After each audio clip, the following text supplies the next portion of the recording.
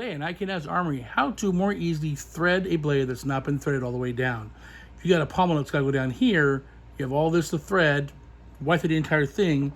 Using this for that long of a length is a pain in the tush. I'll show you how to make it a little easier, a little shorter work.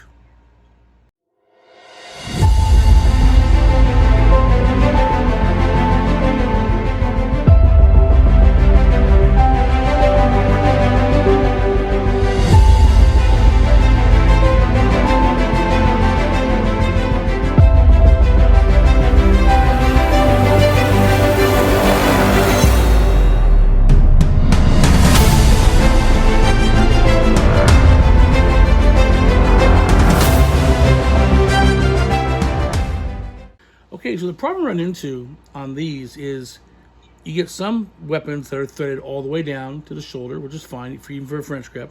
You have others like Liam Paul or some other manufacturers that don't go all the way down. They'll go down enough to make a French grip or a saber grip. But what if you have a pistol grip? You go down here. You have to thread the whole thing here. Now you could use a metric 6x1, put it on there, spin it down, and go down. But the problem is that's a long grip down. And you can't measure grip properly. You can't. You may measure it properly with the whiteout that I do, and then end up wiping away that mark, so you can't tell where to cut it when you take everything off again. So we're gonna mark this real quick, and see where it goes with it. And we'll take it outside, and I'll show you how to do it with a chamfer tool and the cutting tool. So first, we're going to mark it. This is a sacrificial blade. I'm not worried about keeping it, so that marks where it comes out.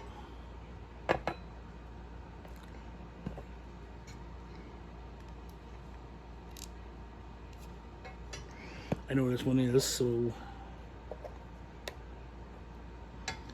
note shelf is there. And gotta find the nut. I'm gonna cut it right about there, so it'll go on properly.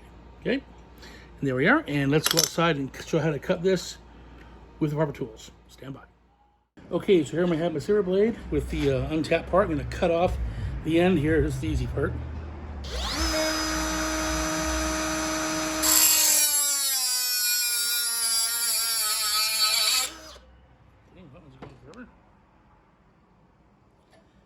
Now, have to chamfer it like I do when I cut the other weapon, the other thing. However, I'm not going to use the Black & Decker this time.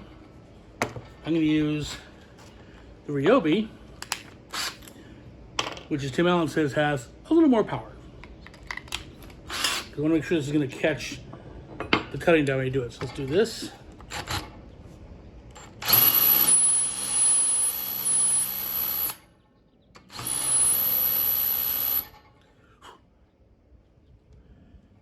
Okay. There's that.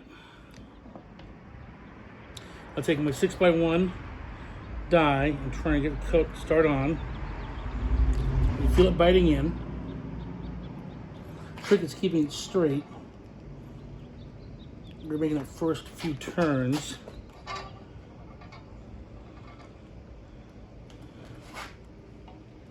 Oh, that's the hard part here. Try it again.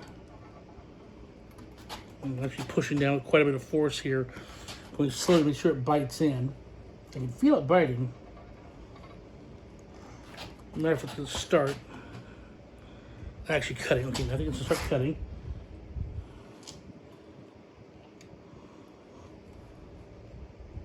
Okay, starting to cut. So now I'm going to get some cutting oil.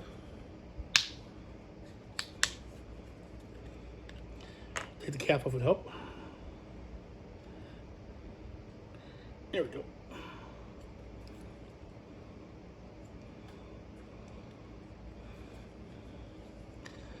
Break the damn thing off. We got stuck up pretty well here. and I have no nails. There it goes. All right. This thing stuff purpose is to lubricate the surface being cut, so it protects the surface, also protects the die. Pour it down here.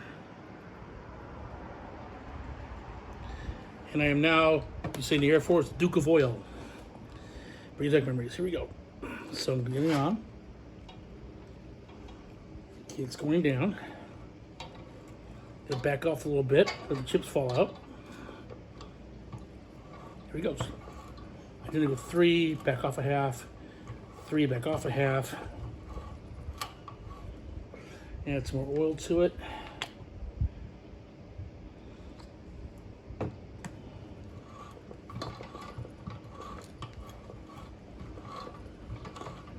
Again, the backing off allows chips to fall out.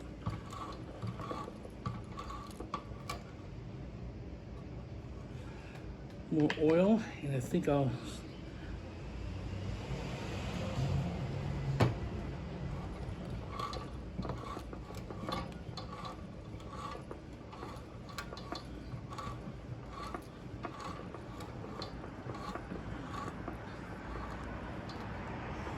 a little more. That should do it.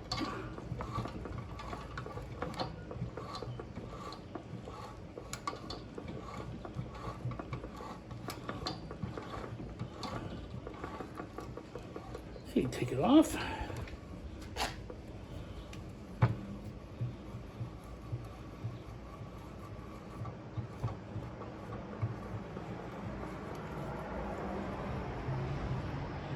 Chases the threads too, so it forms them. Okay, let's find the pommel nut. There it is. Let's see if it goes on. There it goes. So this cut a little bit crooked. I would redo this, but that's how you cut a threads using a cutting die. Happy armoring.